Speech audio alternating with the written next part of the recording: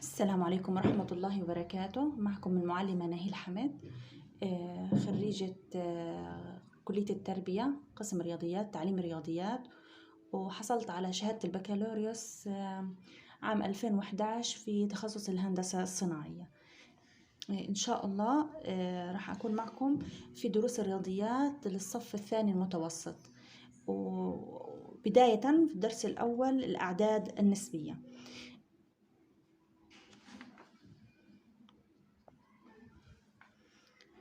الدرس الأول للصف الثاني المتوسط الأعداد النسبية.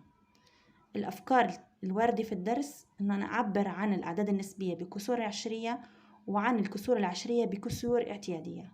المفردات المهمة في الدرس هي العدد النسبي، والكسر العشري المنتهي، والكسر العشري الدوري.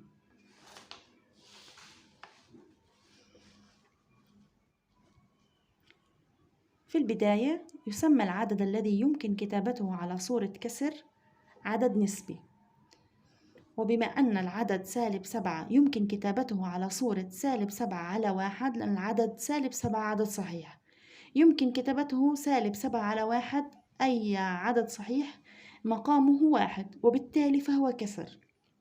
والعدد 2 و2/3 كلنا بنعرف أنه هذا عدد كسري. العدد الكسري أيضا يمكن كتابته على صورة كسر بسط على مقام، بأنه نضرب 2 في 3، 2 ضرب 3 6، ونضيف 2 تصبح 8/3.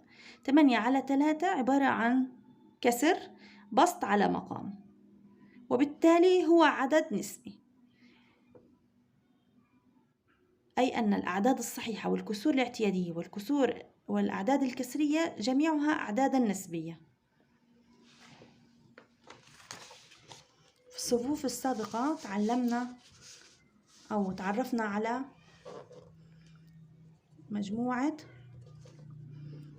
الأعداد الصحيحة، وكذلك تعرفنا على مجموعة الأعداد الطبيعية أو الكلية.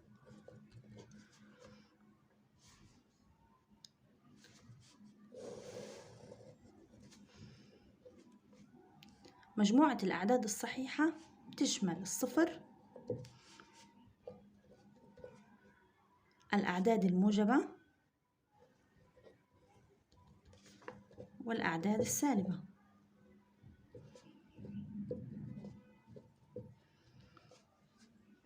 بينما مجموعة الأعداد الطبيعية أو الكلية فقط تمثل الأعداد الصحيحة الموجبة، تبدأ من 1 2 3 إلى ما لا نهاية. اليوم إن شاء الله رح نتعرف على الأعداد النسبية.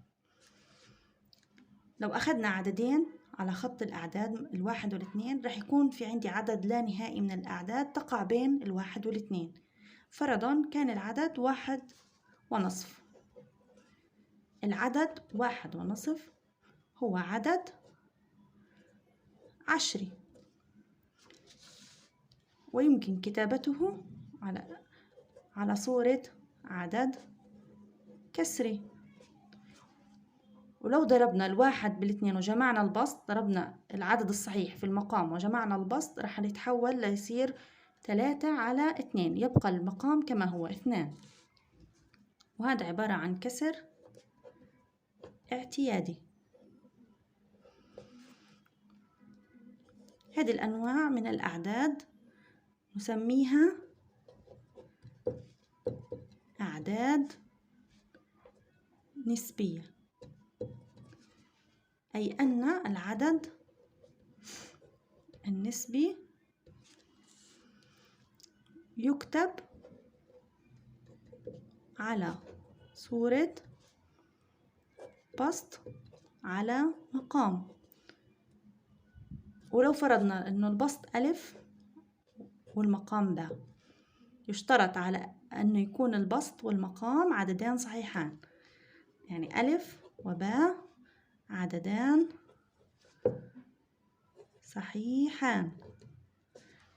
والمقام لا يساوي صفر، لأنه المقام عندي لو صار صفر تصبح القيمة غير معرفة، غير موجودة على خط الأعداد، يعني لا يوجد عندي قيمة على خط الأعداد مقامها صفر.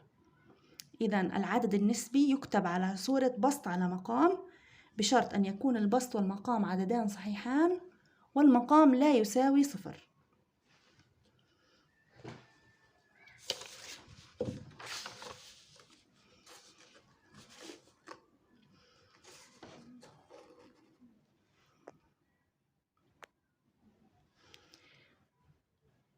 التعبير اللفظي: العدد النسبي هو العدد الذي يمكن كتابته على صورة كسر ألف على باء، ألف وباء عددان صحيحان وباء في المقام لا تساوي صفر.